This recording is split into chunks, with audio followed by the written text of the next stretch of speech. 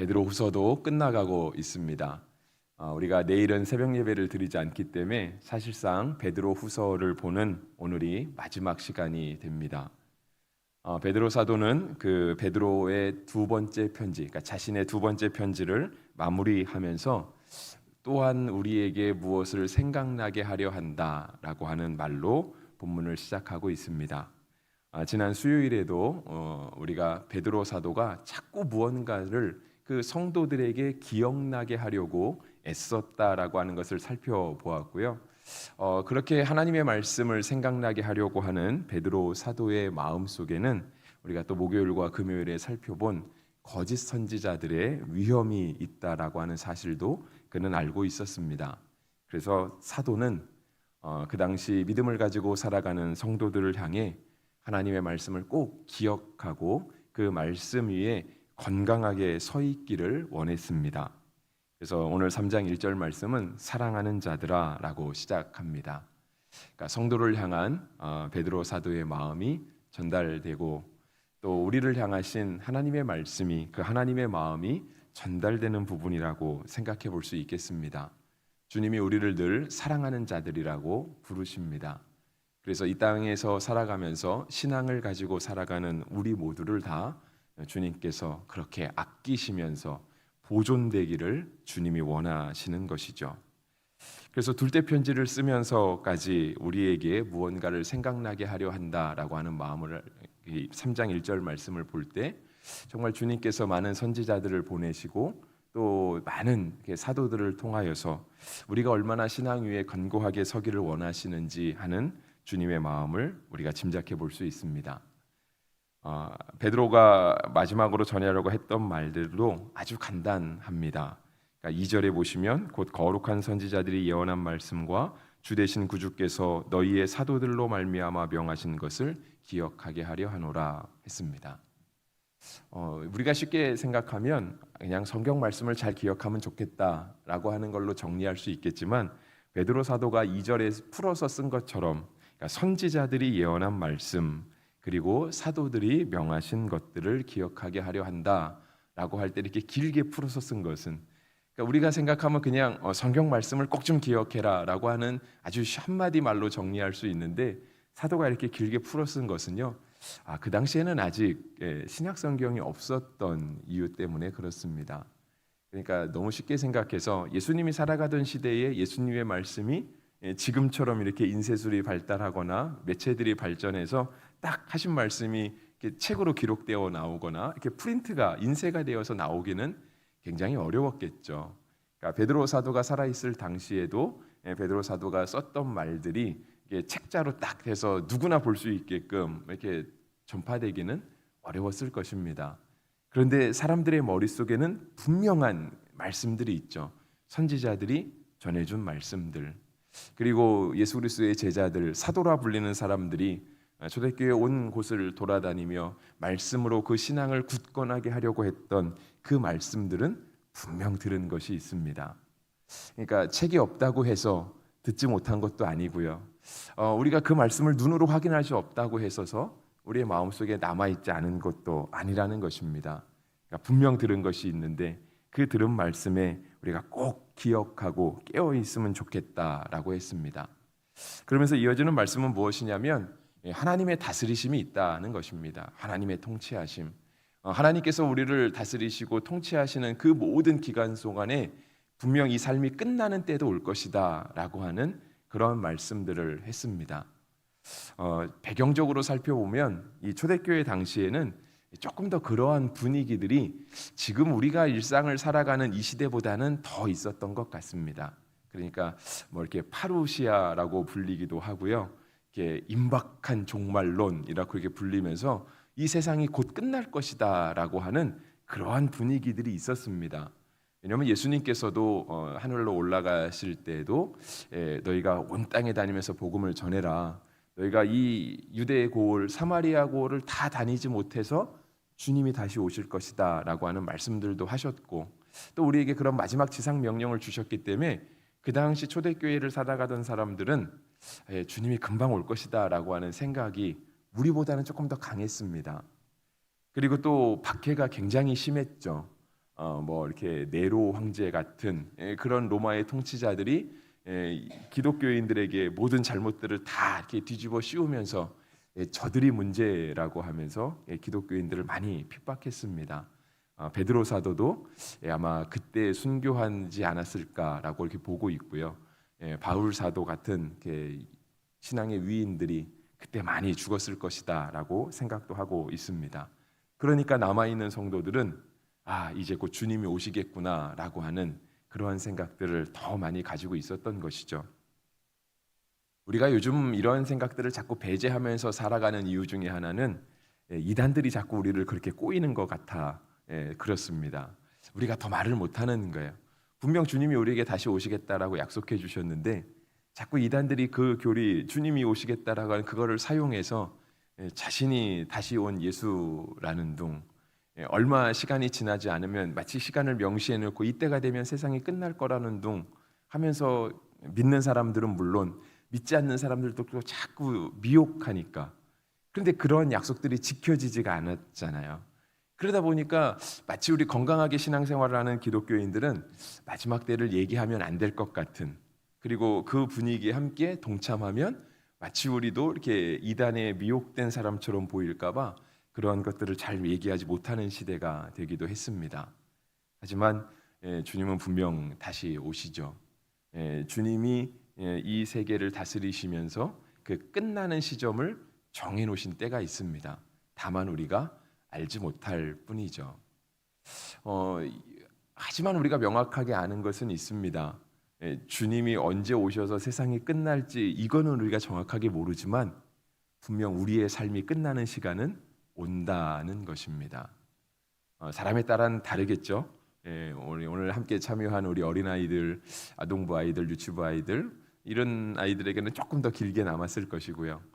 그렇지 않은 우리 어르신들에게는 조금 더 짧게 남았을 수 있습니다. 그러니까 상대적인 시간의 차이가 있는 것이죠.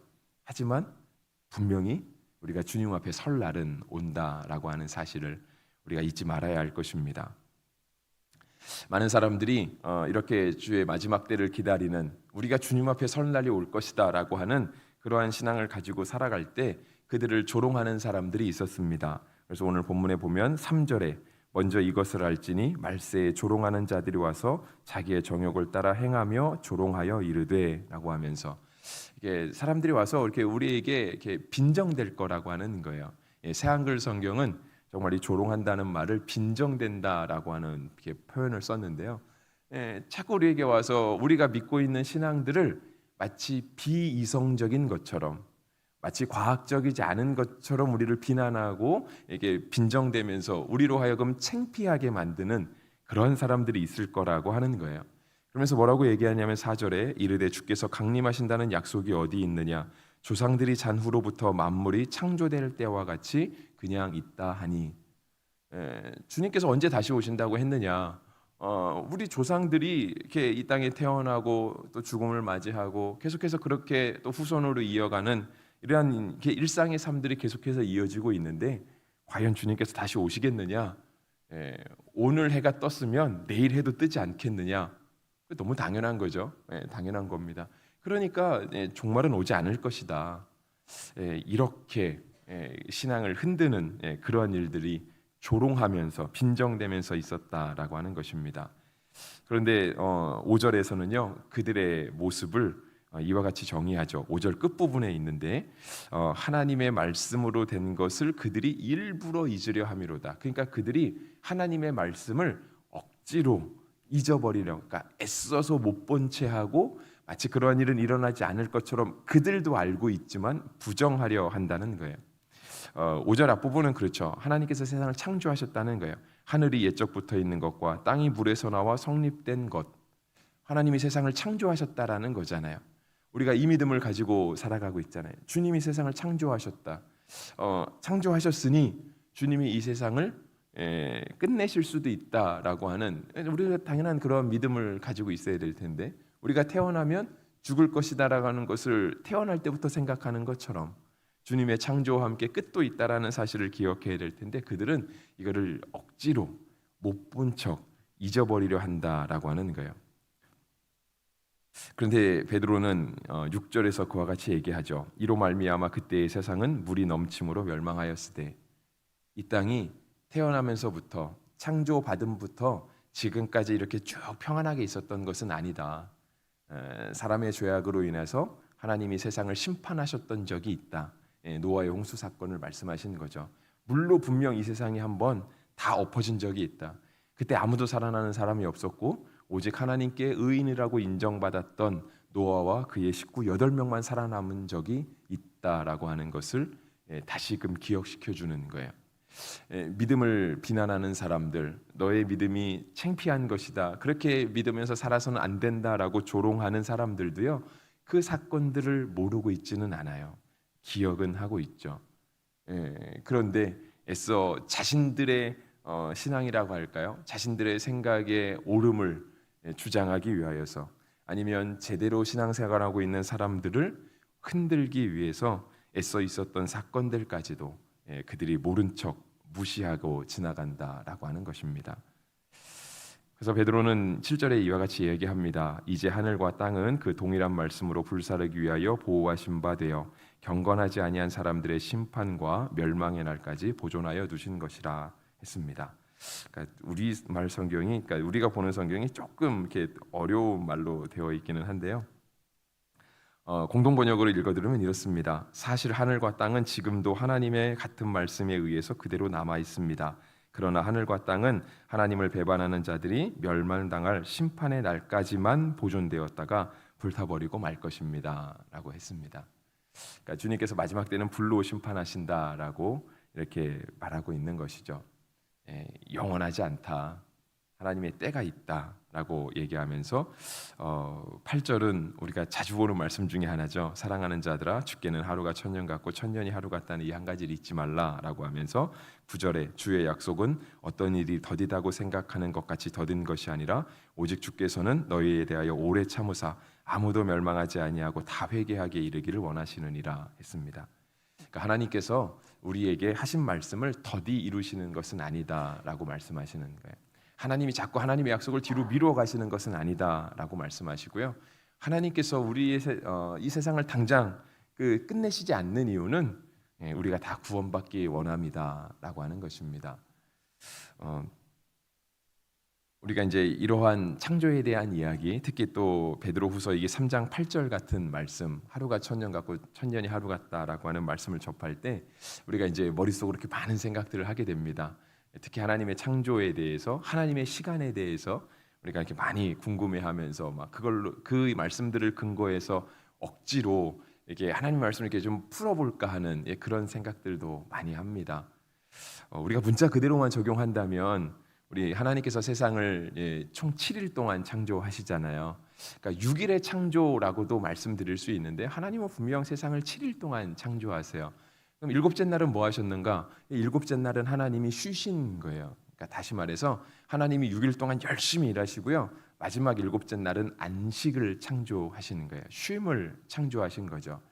그러면 하나님의 창조가 6일 또는 7일이니까 하루가 천년 같으니까 세상은 7천년일까? 뭐 이렇게 생각하는 분들도 있는데요. 우리가 꼭 그렇게 억지로 해석하지 않아도 괜찮습니다.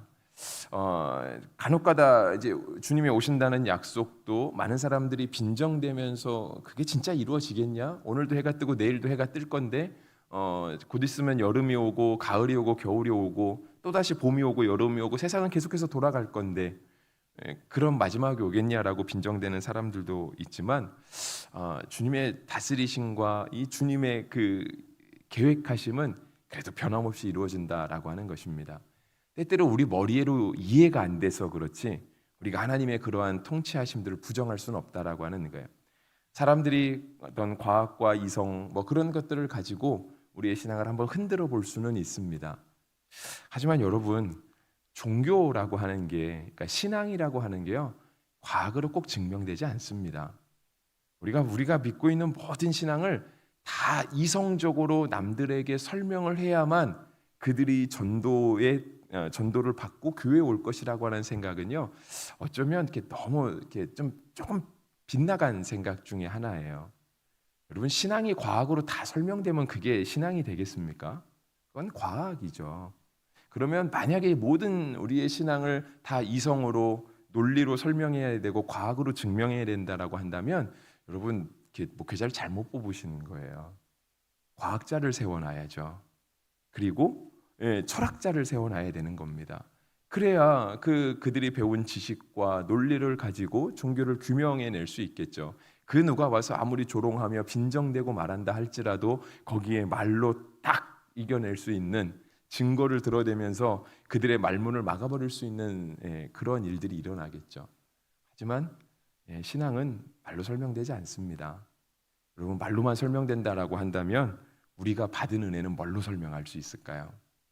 설명되지 않거든요. 그렇다고 해서 우리가 또 과학의 사실들을요 애써 부정할 필요도 없습니다. 그러니까 창조에 대한 이야기를 할 때 늘 부딪히는 게 진화에 대한 얘기가 부딪히잖아요. 또 진화에 대한 명백한 증거들도 있거든요. 그러니까 과학자들이 아무런 그 과학적 근거 없이 진화를 주장하지 않아요. 그렇다고 우리가 창조 신앙을 가지고 있다고 해서 진화를 무조건 이것은 우상이다, 잘못된 이론이다라고 하면서 부정할 필요는 없습니다. 그러면 어떻게 해야 될까요? 모르는 건 모른다고 하면 됩니다. 모르는 건 모른다 하면 돼요. 우리가 하나님의 창조의 섭리를 다 알 수 있을까요?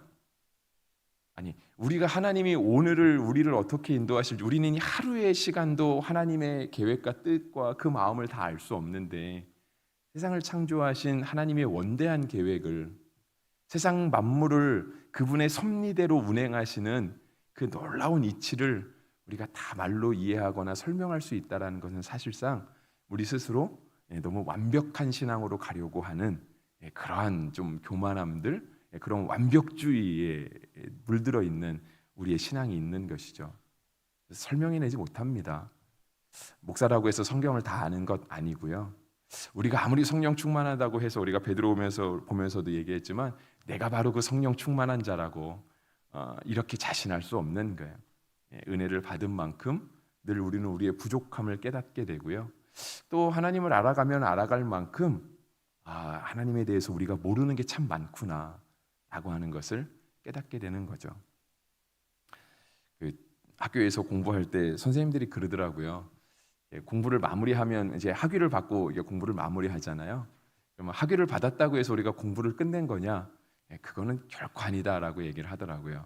남들이 볼 때는 저 사람 공부 많이 했네. 이제는 저 사람이 좀 뭔가 아는 사람이겠구나라고 인정해 줄 수 있겠지만 실제로 학위를 받고 공부를 끝낸다는 말은 그런 의미라고 하더라고요. 옛날에는 우리가 얘기하는 것이 아무런 근거가 없었지만 그냥 뭐 누가 하는 말이겠거니 믿을 수 없는 말이었지만 학위를 받게 되면 이제 저 사람이 주장하는 거는 그래도 한번 들어볼 만은 하다.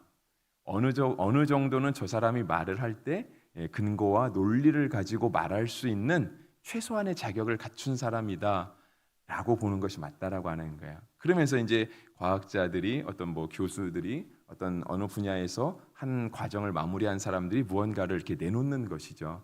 그럼 우리가 그거를 그렇다고 다 받아들이지도 않잖아요. 우리는 또 그렇게 내놓은 거를 비판하면서 받아들이고 수용할 거 수용하고 버릴 거 버리거든요.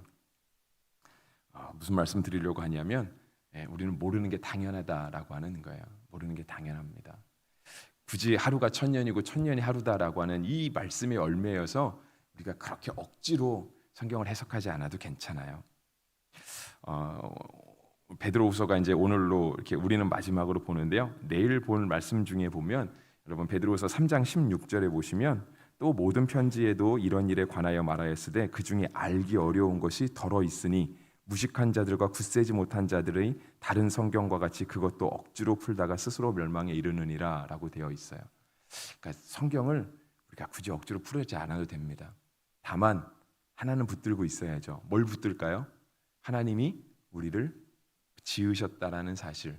하나님이 우리를 지으셨기 때문에 우리도 뭐 하나 만들어 놓고 허투루 두지 않잖아요. 내가 조금 신경 써서 만들고 내가 어떤 계획을 가지고 만든 것이 있다면 그것이 그 계획과 목적에 잘 사용될 수 있도록 귀하게 만들었으면 그것이 정말 귀하게 쓰일 수 있도록 우리가 신경 쓰고 보존하고 그거를 잘 사용하려고 하죠.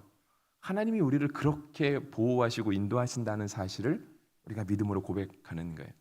그리고 모든 게 다 끝이 있잖아요.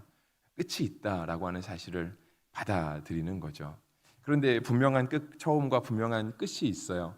근데 하나님께서 이 모든 시간들 속에서 우리를 인도하여 주신다는 그 사실을 우리가 믿음으로 고백하는 겁니다.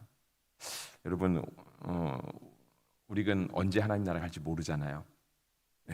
그게 과학으로 설명이 될까요? 모르겠습니다. 의사 선생님들은 설명해낼 수 있을지 잘 모르겠습니다.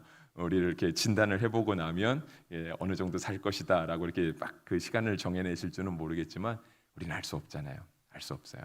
하지만 그 시간에 모든 것들이 다 주님 손에 붙들려 있다. 그 모든 시간을 하나님께서 우리를 인도하여 주실 것이다라고 하는 사실은 우리가 변치 않고 꼭 붙들 수 있는 우리의 믿음과 신앙이 되는 것입니다. 그래서 베드로후서는 이렇게 마무리하면서 자꾸 우리에게 질문을 던져요. 그렇다면 우리가 어떻게 살 것인가? 어떻게 살 것인가? 우리가 가진 성경은 이렇게 조금 말이 애매한데요. 다른 성경으로 보면 우리가 조금 더 이해가기가 편한 부분이 있습니다. 그 부분이 15절에도 이렇게 기록이 되어 있고요. 14절에도 기록이 되어 있습니다. 14절 보면 그렇죠. 그러므로 사랑하는 자들아 너희가 이것을 바라보나니 주 앞에서 점도 없고 흠도 없이 평강 가운데 나타나기를 힘쓰라. 그렇죠. 사도가 우리에게 권면하시는 거예요. 하나님께서 우리에게 권면하시는 사실입니다. 그래서 또 우리 주의 오래 참으심이 구원이 될 줄로 여기라. 우리가 사랑하는 형제 바울도 그 받은 지혜대로 너희에게 이같이 썼고, 그러니까 우리가 주님께서 오래 참으신다는 사실을 우리가 붙들고 우리가 그거를 이렇게 조급하거나 억지로 풀려고 하지 말고요. 우리가 어떻게 살아야 될지를 더 이렇게 생각해 보라고 하는 그런 말씀이죠. 그러면서 17절에는 그렇죠. 너희가 굳센 데서 떨어질까 조심하라. 우리는 이미 무언가를 굳세게 붙들고 있잖아요. 그것이 예수님이죠. 말씀에 대한 진리인데 우리가 미혹받아서 그런 데서 흔들리지 않도록 우리로 하여금 주의하라고 그렇게 말씀하십니다. 반복되는 말씀을 찾아보면 이렇게 사랑하는 자들아 부르세요. 우리를 하나님이 자꾸 사랑하는 자들아 사랑하는 자들아 부르십니다. 하나님이 우리를 그렇게 보존하기를 원하시고요. 우리의 믿음이 주 앞에서 잘 하나님 앞에 완성되기를. 그러니까 완성된다고 하니까 뭔가 모르는 것도 하나도 없고 흠도 없고 점도 없는 것처럼 보이지만 그게 아니라 주님 안에서 이렇게 아름답게 이루어지기를 주님이 간절히 부르고 계십니다. 그래서 주님께서 언제까지 기다리실까? 우리가 언제까지 이렇게 막 이런 경쟁이 치열한 사회 속에서 언제까지 악인이 형통하는 사회에서 살 것인가? 그런 거에 대한 불평과 불만에 우리의 삶을 채워가지 마시고요. 이렇게 힘든 세상 속에서도 하나님이 우리를 인도하신다는 사실, 무언가 하나 정해지지 않은 속에서도 하나님이 그 놀라운 계획을 가지고 우리의 삶을 인도하신다는 그 사실을 붙들고 살아가실 수 있는 우리 모두가 되기를 주의 이름으로 축복합니다.